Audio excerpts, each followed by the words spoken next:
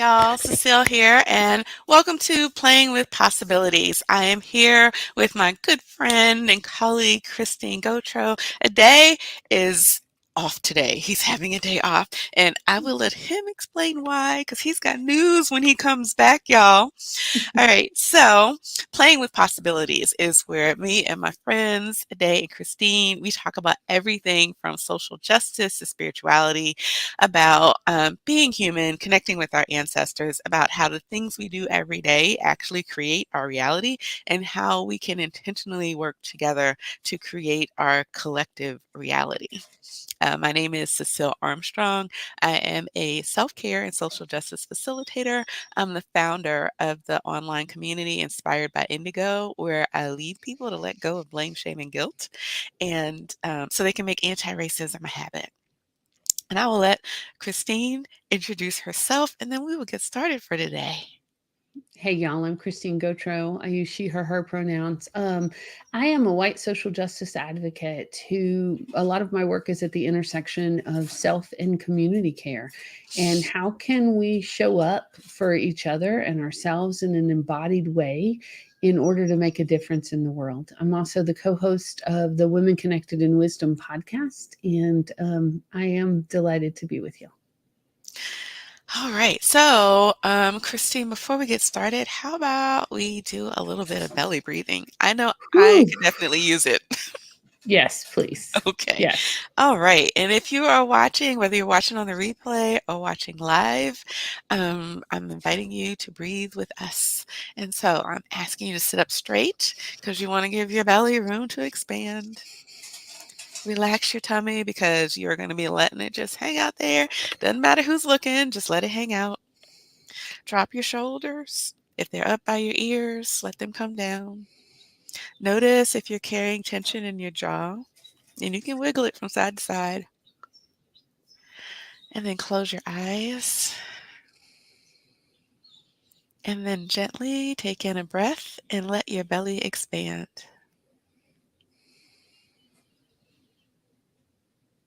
And then exhale at your own pace.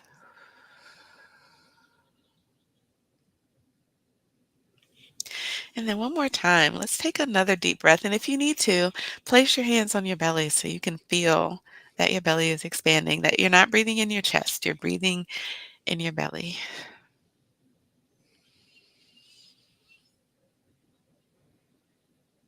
And then again at your own pace, go ahead and exhale.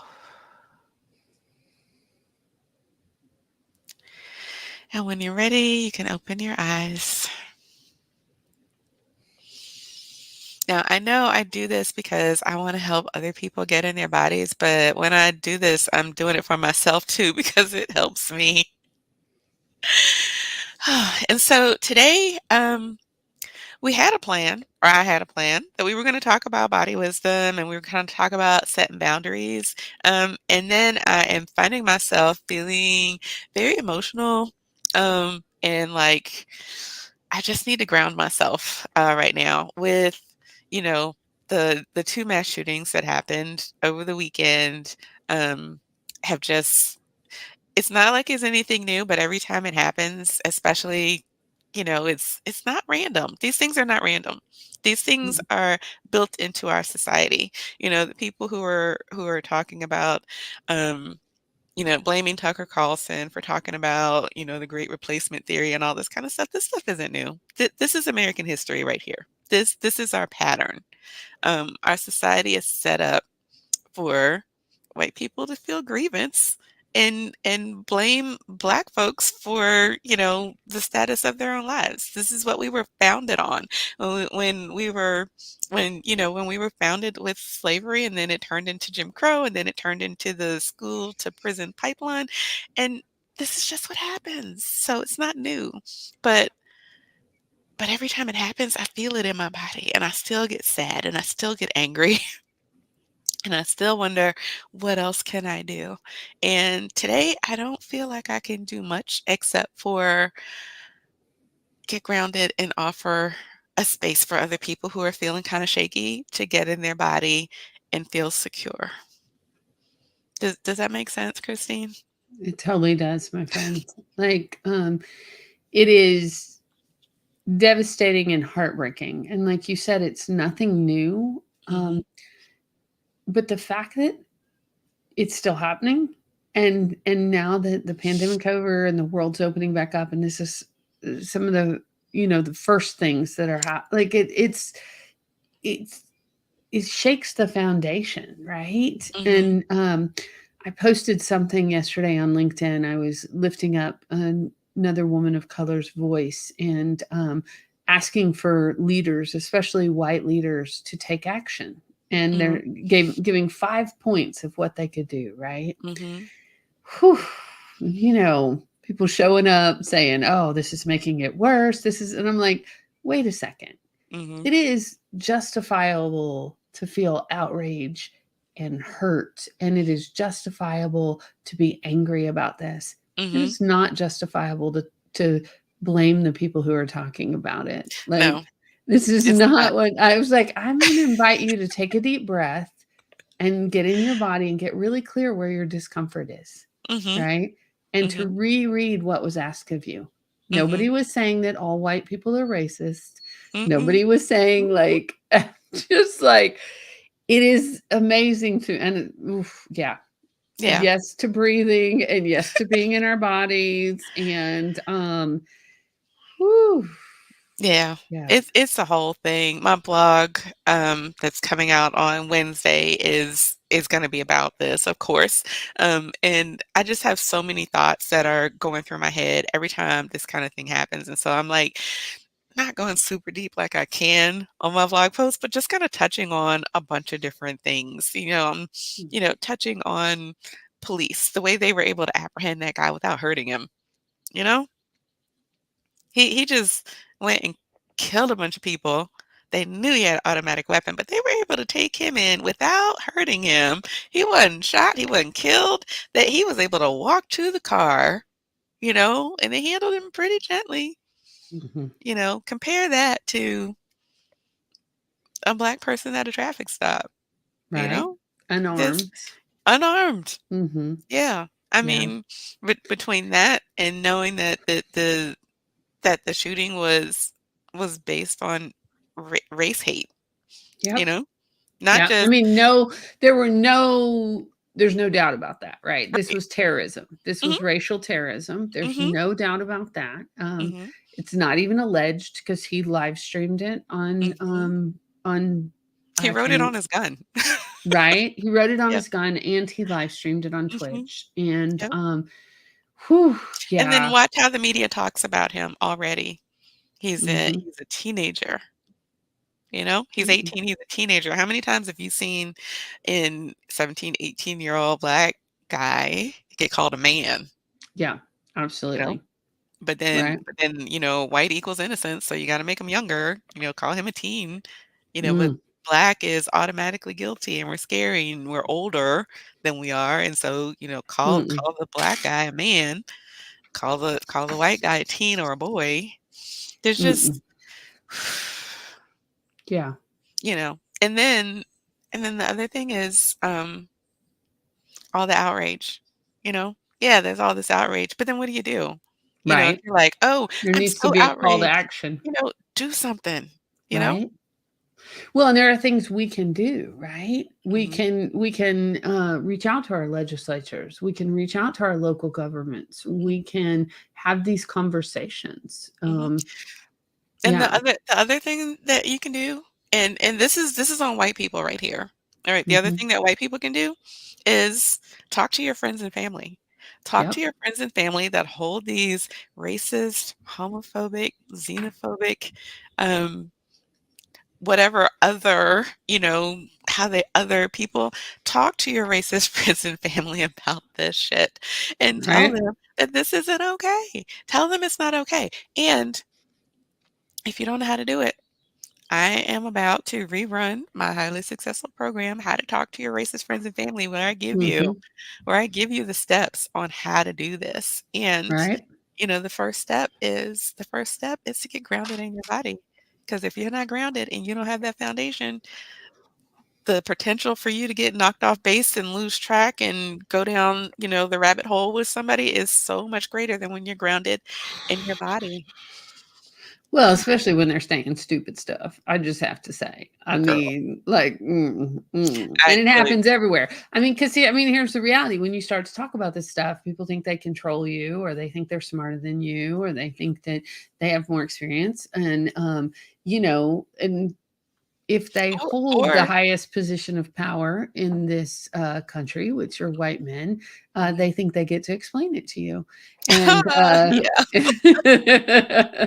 and the reality is being in our bodies and being grounded and having the facts and the way you teach, Cecile, like knowing your facts, knowing how to stay in your body and stay centered. Because I mhm. mean, they really do want to knock you off balance. Like when my Yeah, post yesterday, the first thing he said, I just wrote back and said, "This is a distraction from mm, what the post is. I need you mhm, to look at the post, and this is a distraction." mhm, And I just was really calm about it. I was planting flowers, and I would come back and I would look, and I was like, I'm not going to give this guy a lot of time, but I mm, do want to respond, right? mhm, Because the not response is also, I think we're taught often, I think especially white Southern women mhm. are taught, to play nice and Yes.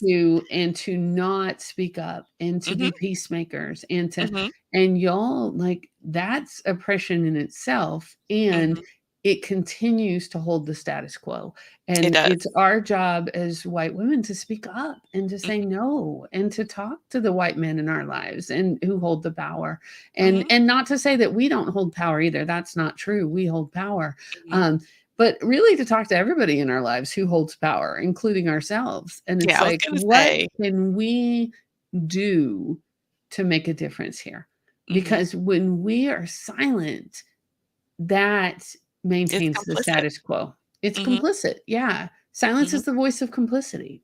As a matter Absolutely. of fact, I had a conversation with someone I had a conversation with someone on Twitter just a few days ago. I think it was maybe Friday, and, they were responding to Brené Brown on Twitter and asking her what advice does she have for, white people who are not racist, who are made to feel guilty by anti-racists. And I was like, what does that even mean? And so and so I responded and saying, there's no such thing as not racist. Either you are actively, intentionally doing things to upset the system, or, you're either actively supporting the racist system or you're passively supporting it by doing nothing. So there, that's based on Ibram Kendi's definition of racism and anti-racism. And so I put that as a comment and the person said, it's all been said before.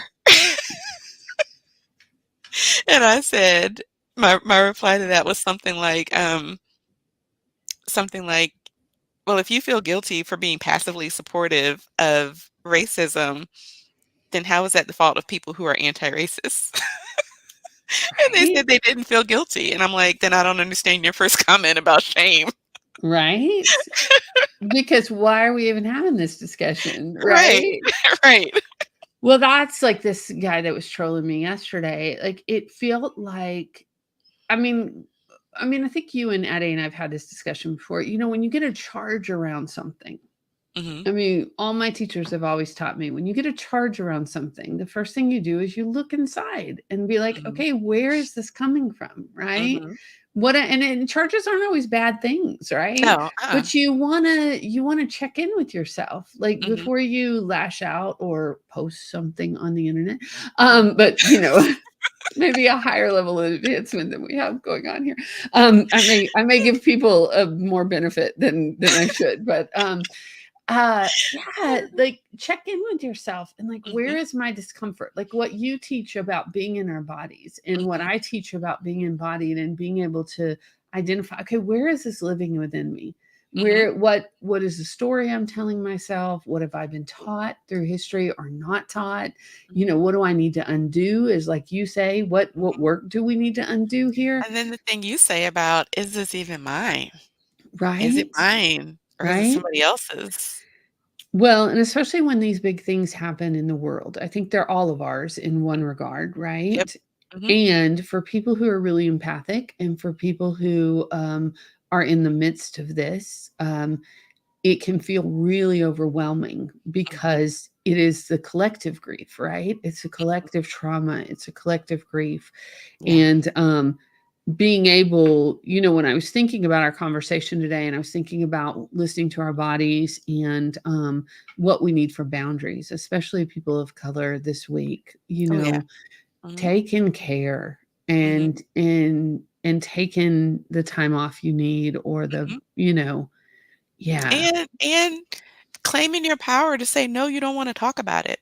Just because right? somebody wants to ask you questions doesn't mean you have to answer. No. Yeah. Our We don't have to justify our existence, and we don't Mm, have to explain to the white people in our lives what we feel mm-mm. and what's going on and why this is bad. I mean, everybody's got Right. access to the internet right now. You can all go to the library and Right. get a book.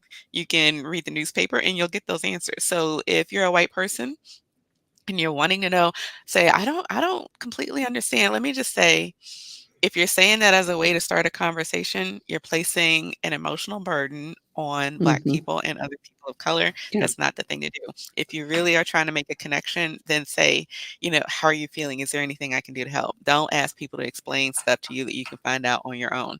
And then for Black folks that are out there, don't feel obligated. Don't feel obligated to have the discussion with people that you don't want to share that kind of stuff with. I have had several Black folks come to me with, I don't know, in tears, just really burdened about the white people in their lives, like asking them, and I told them, I said, some of them probably feel like they're trying to make a connection with you and they don't know how to do it. So just tell them that's not how to do it. And for the people who really don't want to know, tell them, pay Black people who teach this stuff to show them how to do it. I teach this Right. stuff. You can join my membership for just Right. $25 a month. That's the base level. I teach this stuff every month, and not only do I teach you the facts, I also teach you, um, the 4 steps to make this sustainable. I teach you how to stay in your body, give you all different kinds of ways to do self-care so that you can pick what works for you. And I also talk to you about how to take the facts that you know and the self-care that you're getting, how to take it out into the world so you make a difference. And Right. it's not about one person going up against the government and then all of a sudden there's this big change. That's not what it's Mm. about because that's not how things work most of the time.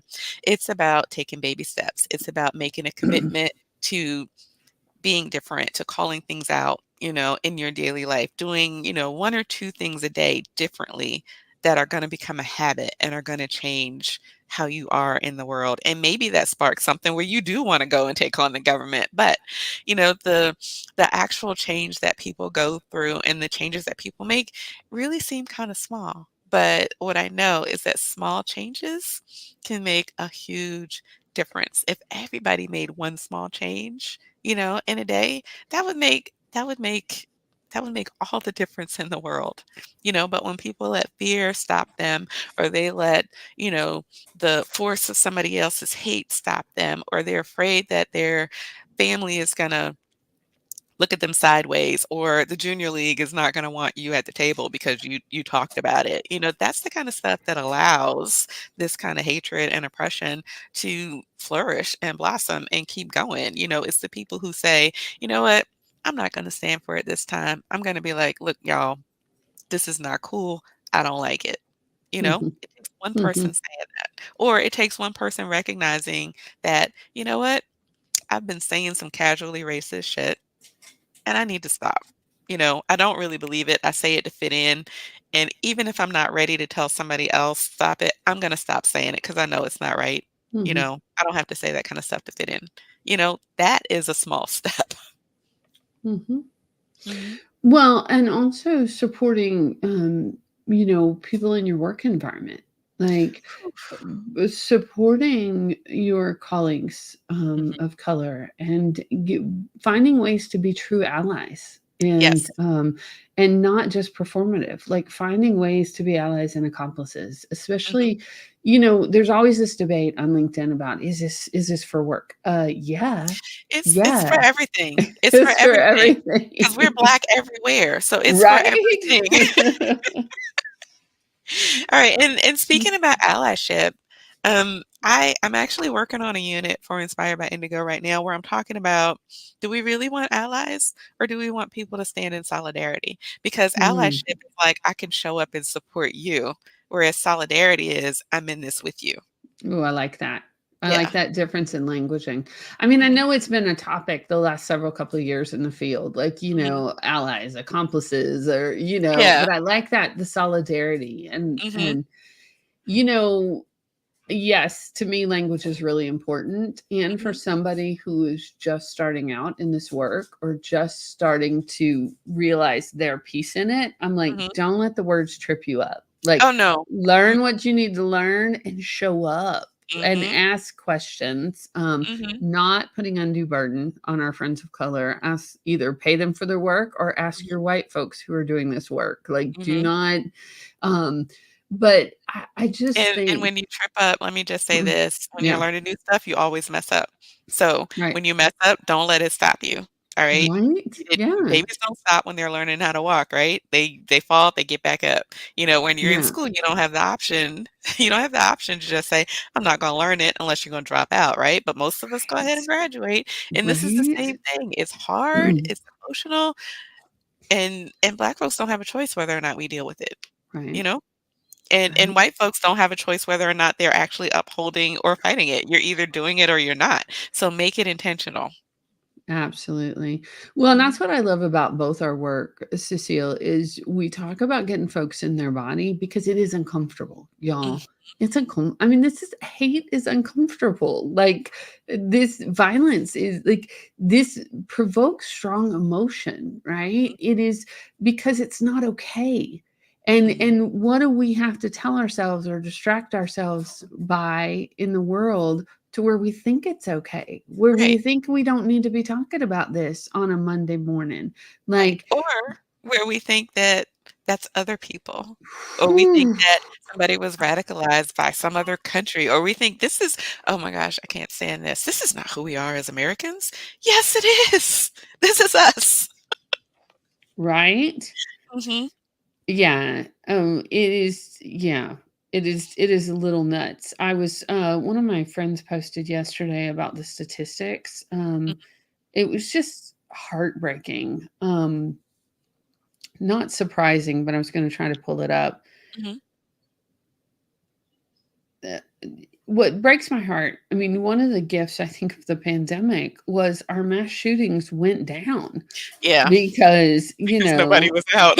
right? I Because we weren't just gathering in groups. that is so Yeah. sad that that is what's going on with America, y'all. Mhm. It is, and you're right. This is who we are, but we have to start looking at this, y'all. Like, Well, we have to own it first. We have to admit that this mm, is who we are before we can change anything. If we keep saying this is not who we are, then we can look away from it and nothing changes. We gotta own it.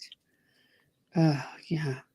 Mhm. There has been a mass shooting during 80% of the days in 2022. Today is the 135th day of that was yesterday. There have been two mass shootings in the United States today. There was one yesterday. There have been mass shootings in the United States during 108 days thus far this year, leaving 27 days with none. Whew. Mm, yeah. How is that okay? It's not okay. Right? It's not, but we've gotten desensitized. Yeah. Mhm. Yeah. Yeah. So, I could I use wanna another breath, my I was going friend. to say, I wanna invite Yeah, do everybody we? to breathe with me again. I just even looking at those statistics and thinking about I mean, enormity of that, like, Mhm. mm, What other country deals with that? There isn't one. There isn't one. mm, And why do we allow an industry to control whether how we deal with this? I mean, seriously, if the gun lobby didn't have the power that it has and wasn't supported by politicians the way they are, we've got more guns than people in this country. I read somewhere, I think it's 122 I can't remember. I'm not going to say the number because I don't remember. But anyway, that we have more guns than people. Mhm. And there are other countries that have guns, but they don't have the same kind of guns and they don't have as many. We're not the only country that allows people to have weapons, but we're the only one that has this kind of mass violence on a almost daily basis. Well, and holding it side by side with what's also going on in our country about women's reproductive rights and Roe versus Wade and the whole fallacy, is it fallacy is the right word I want, of the pro-life. It's like when you look at those statistics Mhm. of the mass shootings, when you look at those statistics, that is not pro-life. No. Like when you Mm-mm. look in, y'all, we're in a mess. Mhm. Like we are in a mess in Mhm. so many different ways, Mhm. and that's why we got to breathe and be in our bodies, because Yeah, it so is let's take a breath. when it's so overwhelming. Like Mhm. these statistics are overwhelming. Mhm. Yeah, just talking about it, I feel myself breathing more in my chest than in my belly, Well, I and kind of want to hold my breath, right? yeah. Mhm. Well, I'm Like, breathing, like, super shallow, but it's all up here. And hmm that's where we go when we feel overwhelmed, when we're trying to hold our emotions in, when we don't wanna feel what we feel. We breathe really shallow, we breathe in our chest, we hold our breath, hmm and, some of us go through a whole day like that. We don't breathe until we go to sleep. And so I'm asking right. you now to bring your attention to your breath. And again, sit up straight so your belly has room to expand. And as you inhale, pay attention. If you're breathing up in your chest, make sure that you relax your tummy so that as you inhale, your tummy is what expands and it's not your chest getting big and your shoulders going up. It's your belly that's moving. And you do that by just relaxing into it. And if it helps, put one hand on your belly and one hand on your chest so you can feel the difference. And you don't even have to breathe deeply. Just breathe naturally and at your own pace.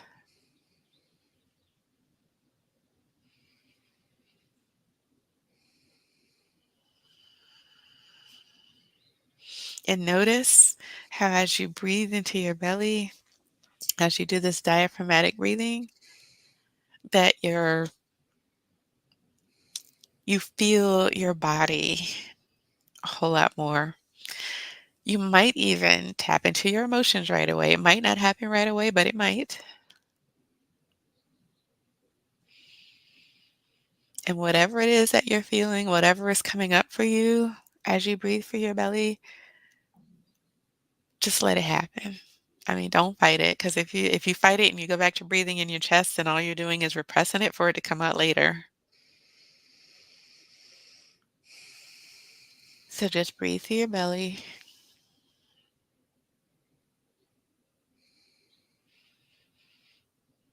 and just feel whatever you're feeling.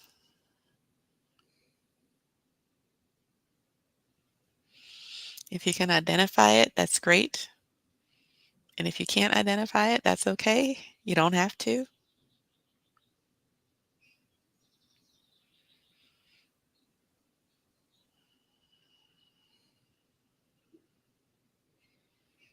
And right now, notice that as you're breathing through your belly, you're not by yourself. Christine and I are here. Whoever else is watching is right here with you.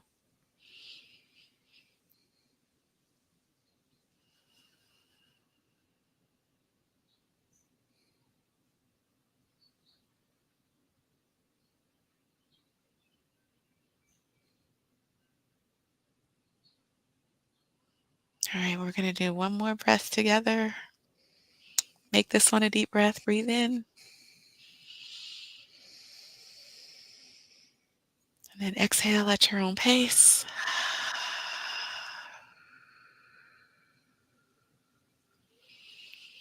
And then when you're ready, you can open your eyes. Thank you for that. How are you feeling?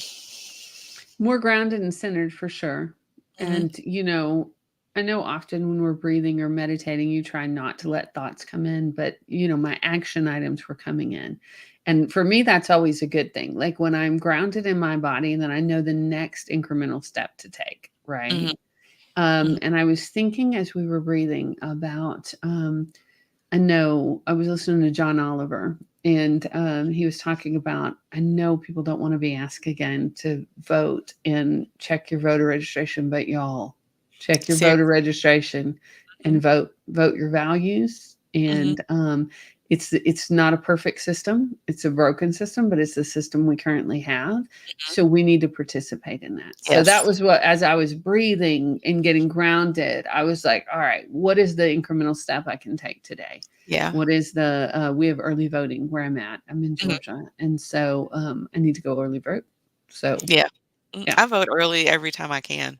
Yep. Yeah, and that reminds me, speaking of that, I used to run a group called, Meditations for Persistence. It was a, um, spiritual and political group, and, I had turned it over to some other people, and, I'm about to get active in that group again and take a leadership role in that group again. So if there's anybody that's watching that's like, I need this grounding and I want to be politically Hmm. active and I want to, make a difference and do something. I want to know how I can take that baby step in my life on a Right. daily basis. Right. Um, yeah. So And that we I'm don't have to do it by ourselves. I right. mean, that's the thing. I think before I became an activist, I thought, oh, it's scary or it's this and that. Y'all, there's so much community. There's so Mhm, many people who are willing to walk this walk with you.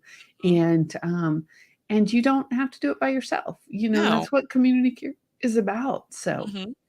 Yeah. So, the Meditations for Persistence is a group on Facebook, and like I said, mhm. I'm about to go kick that off again. So, Yay. I'm looking for people who do meditation. When I was running the group before, I was doing a weekly live meditation, and so if you happen to be good at meditation and are willing to lead a group, hit me up. You can send me a DM and we can chat because I'm not trying to do all of them myself this go round. I'm really It's a making good this more boundary. of a yes, That's a setting good boundary, boundaries. my friend. Really looking to make this more of a community leadership kinda thing. Um, and yeah, I feel like it's time. It's time. Yeah. Thank you. Thank you for all you do. And Aw, I thank you too. appreciate you and your work in the world. And Oh, I appreciate yours too. I'm whew, glad to do it with you. right? And showing up even when it sucks. Yeah. Yeah, for real. Like, really. Like, and not to say we can't rest and you don't, and it's okay if you can't show up right now, right? Mhm. I want to acknowledge that we checked in with each other. I mean, I just want to be a little transparent, Cecile. Like, we really checked in with each other. Do we go live today? Do we not? That's We why we were, were late. yeah. And that's okay. I think it's not only okay, I think it's vital to have these conversations right now. Where Mhm, are we in our body? What can we handle? You mhm. and I both just had some health stuff going on that we had to sit our butts down Right. because it was getting to be too much. Mhm, And that's part of doing this work in an embodied way. Like, mhm. sit down when you need to sit down, set it Girl, down when that's you step need to set it 4. down. That's step 4 of Yeah. my pillars. It's the resting and the celebrating together.